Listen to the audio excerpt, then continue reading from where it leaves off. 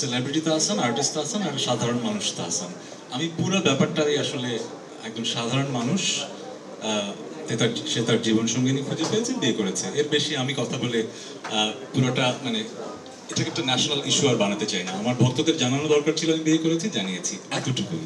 এটা জীবনের একটা অংশ, আমার পার্সোনাল লাইফের খুবই ইম্পর্টেন্ট অংশ। কিন্তু যেহেতু আমি একজন সেলিব্রিটি তাহসান, মানুষ আমাকে সেই সম্মানটা দেয়, মানুষ আমার কাছে জানতে চায় আমার পার্সোনাল লাইফে কি হয়, এই আগ্রহটা আছে, আমি লুকিয়ে তো রাখবো না। যেহেতু আমি বিয়ে করেছি, আমি সেটা জানাবো, জানানোর কথা ছিল, আমি জানিয়েছি, এতটুকুই। এর বাইরে আসলে সাধারণ তাহসান যে বিয়ে করেছে তার আর কিছু বলার নেই। আমি একজন সাধারণ মানুষ হিসেবে আমি বিয়ে করেছি এবং আই এম ভেরি হ্যাপি। এবং সেলিব্রিটি হিসেবে কোটি মানুষের ভালোবাসা পাচ্ছি, শুভাকাঙ্ক্ষীদের উইশ পাচ্ছি, এটা নিয়ে আমি খুবই হ্যাপি।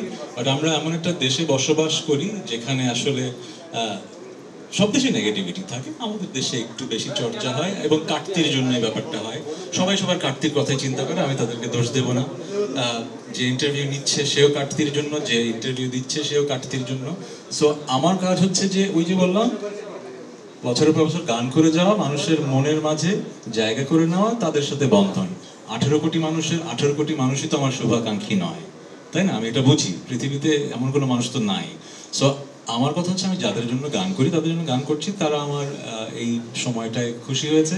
তো আমি নিজেকে ভাগ্যবান মনে করি যে আমি আমার একজন মানুষকে পেয়েছি যা who makes me smile like this and I'm very happy. যেটা হয় কি, পার্সোনাল লাইফের অনেক সুন্দর ঘটনা থাকে যেগুলো আসলে ক্যামেরার সামনে বলা রুচিশীল না।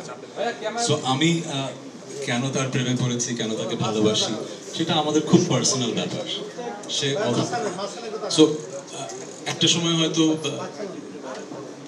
ব্যাপারগুলো একভাবে দেখতাম, এখন যেভাবে দেখি যে it's a blessing to be married.